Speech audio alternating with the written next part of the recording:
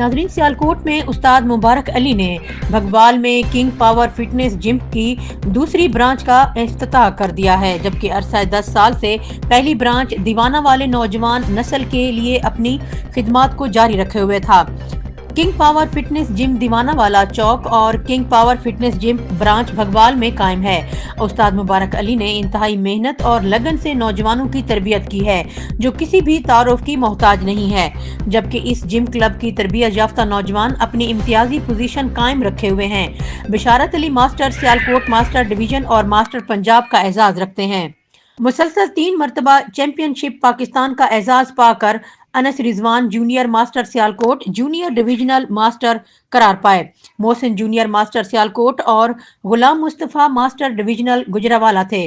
उन्होंने अपनी ताकत के मुजाहरा करते हुए और अपने जिस्म की नुमाइश करते हुए अपने असातिज़ा और लोगों के दिल जीत लिए।